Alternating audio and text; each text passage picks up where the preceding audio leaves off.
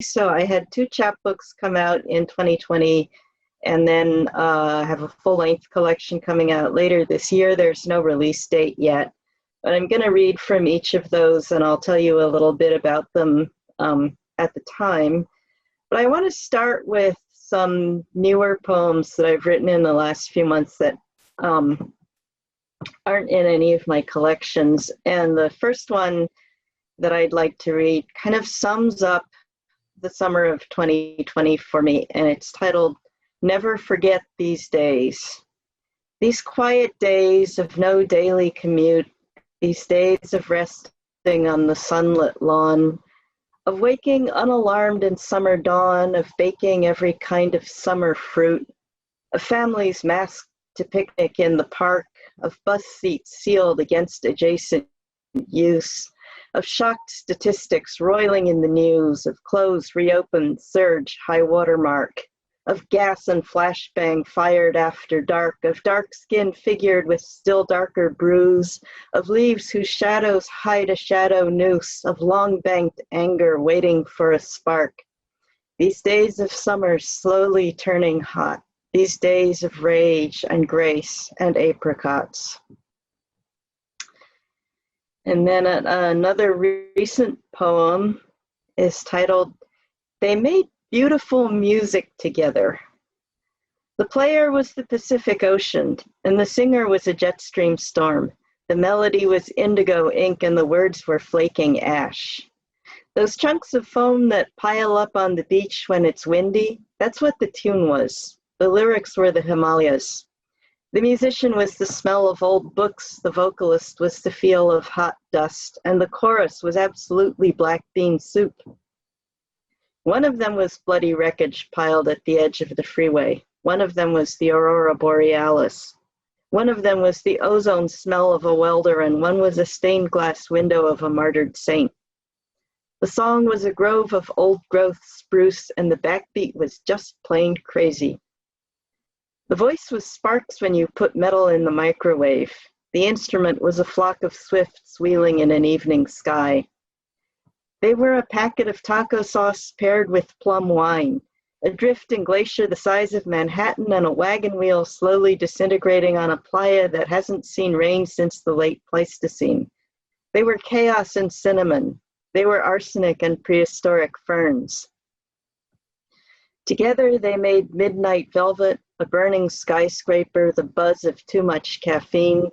Together they were a trash-filled tsunami and a sweet chariot swinging low.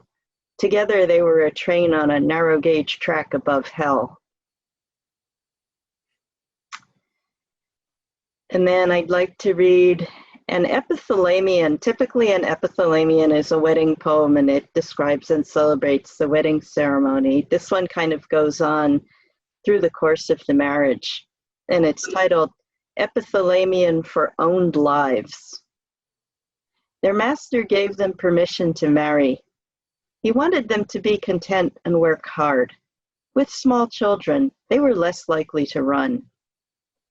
Of course, it was not a church wedding. The master read from the book and gave them each other's hands to hold.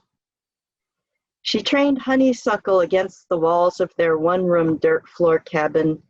He built a fieldstone chimney for it. In the rich river bottomlands, they hoed tobacco from sunup to sundown. After dark, they carried water for their own little garden. The children worked as soon as they could walk, small fingers gripping tools sized for grown-ups. The oldest son grew sullen and was sold away. Of the cabins, only piles of chimney stone remain. Of the history, even the names are lost. Lost the graves of these my ancestors. Wow. And thank you. And so I had a chapbook published in April of 2020. It came out from Barefoot Muse Press and was titled "Country Well Known as an Old Nightmare Stable." And it was really difficult conditions to launch a book. People had not figured out the whole Zoom thing yet, and nobody really knew how long the lockdowns were going to last and whether it was worth the trouble trying to continue, having reading events. So these poems have not had a lot of outings. So it's really nice to be able to read them. I'm going to read 2 poems from this chapbook.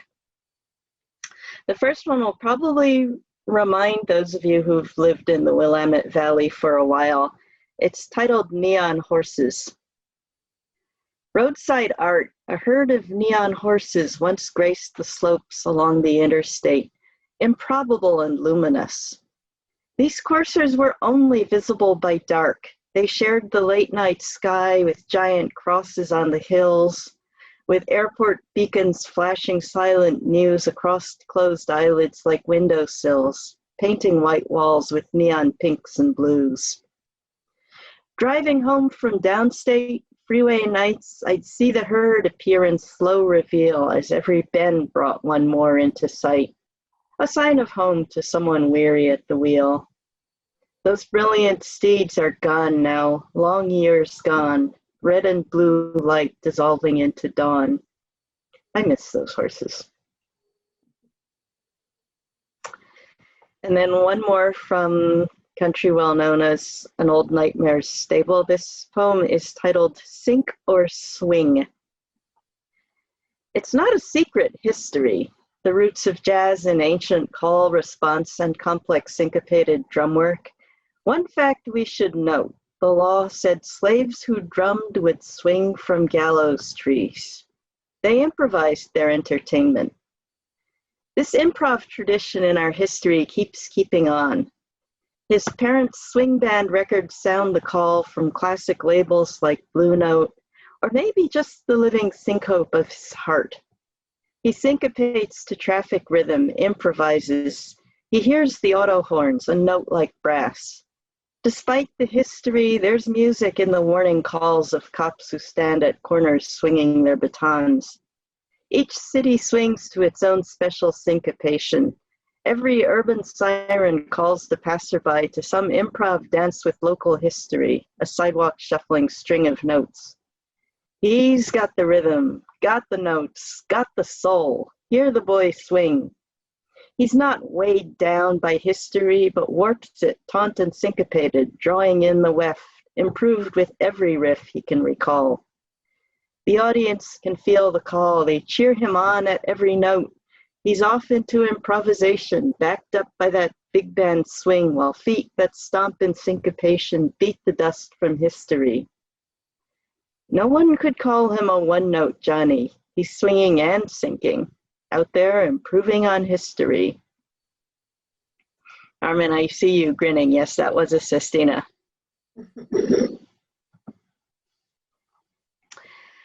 So the chapbook that came out in December from the Poetry Box, which is a small press here in Portland, and I really want to give a shout out for the small presses of the world, because without them, there would be a whole lot less poetry in this world. And the Poetry Box and others like it are such great resources that although they publish globally, nationally or globally, it's still really nice to work with someone local whom you know and who has ties in the local community. So this chapbook was titled The Day of My First Driving Lesson, and it is a memoir in verse about my parents who passed away, my father in 2018 and my mother in 2019. And I should also say, the poems in this book don't actually have titles, but each one is identified by the year that it takes place.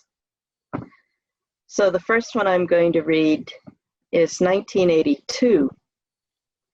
The day of my first driving lesson, my mother said, "Think of the wheel as a clock face, your hands at 10 and 2, which made my destination always high noon, and the choices before me, love, duty, fear.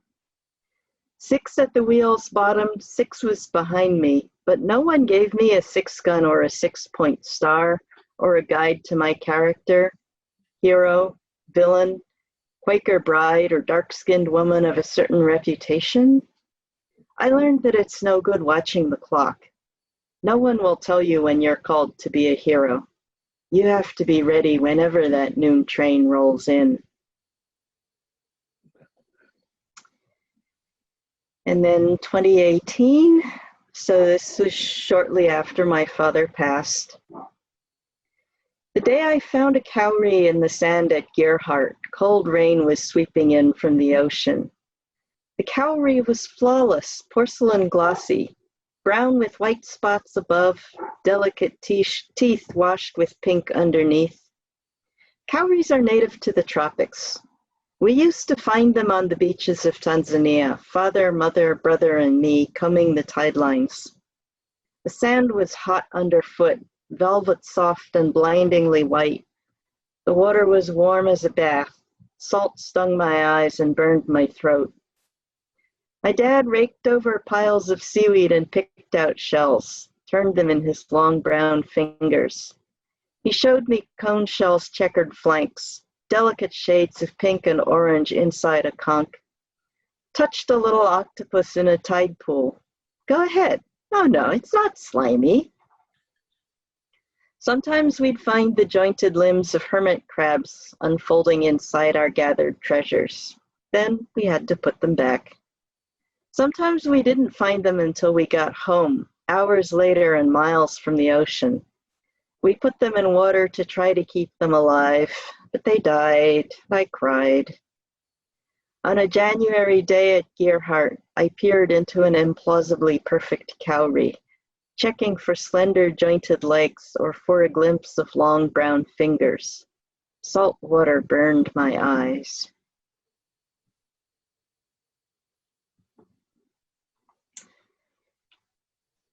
And then I'm going to read some poems from my full-length collection, Dervish Lions, which is going to come out from Fernwood Press later this year. Fernwood is another local press. Big shout out to them. They publish both of Emmett Wheatfall's books and also several other Oregon poets, but they also publish nationally. So I have some poems here. This first one, the title of the poem is also the first line of the poem. My mother's Olivetti taught me to type, just as a difficult horse makes a good rider. It was massive and intricate like a Wurlitzer organ. I wrestled with the keys.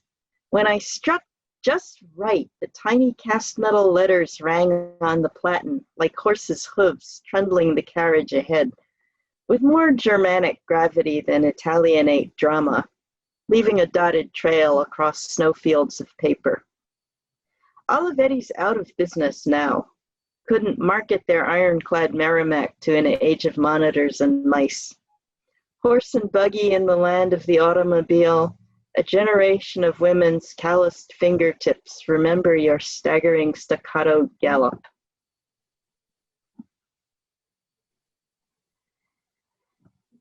And then this next poem is based on my childhood in Tanzania and going to boarding school there, where we actually raised a lot of our own food, so it was almost subsistence level farming. And it's titled Medium of Exchange. Sweat under endless rows of rustling corn, sore hands aching back, feet caked with field mud, broken bleeding blisters growing to cold callus. My hands still remember the handle of the hoe, heavy tool meant to break earth, chop stubborn weeds, bite deep as a moldboard plow. Whatever undergrowth under head-high corn my hoe, my hands missed, came back to haunt at harvest, spiny thickets stifling grain, reducing yield, dragging down the standard of living from beef to beans, from nourishment to near malnutrition. Corn for cash, grain for grinding. The more to the mill, the more to buy meat. Field labor for food, calluses for corn, blisters for beef. I'm going to read two more poems to finish with. The later part of Dervish Lions is poetry that is more spiritual, which tells you less than you might think, because to me, all poetry is spiritual, whether it specifically talks about God or religion or not. But Some of the poems in this collection are more explicit about it, and these are a couple of them. And the first one I'd like to read from that section is titled, "It Was the Wind." No, I tell you, it's the wind made me drunk. Lifted, spun me, filled my pores like wine in so many cups. Like a path leading out of sight through the sharp green smell of mountain firs. Like a bowl of bronze humming with pleasure as it stroked around the rim. The world's full of drunkenness and rowdy singers staggering late at night toward home or away. It hardly matters, because they relish the stink of alleys as much as jasmine perfume. To the sacred, all is sacred. But I was telling you about the wind that pelted us with acorns. I was telling you that wet leaves blowing down the sidewalk sound nothing like dry. I was telling you about the way summer refused to leave even a trace of ash. I'll let go of your jacket now. I have to go drink some more. And one more to finish with. This is titled, "Brother Death, Won't You Walk With Me?" The path through the forest is dark. A bony hand is more comfort than no hand at all. The rapids roar with white spray. Your teeth gleam beside me. The path winds through a tight gut of stone. Click, clack, say your fingers. Sun glows on the peak of the mountain before us. Sparks in the eternal night of your eye socket. The angels are arguing about whether I should go on. You stand silent and motionless. I drink emptiness from the bowl of the moon. You have taken the unfinished book from my hand. Thank you.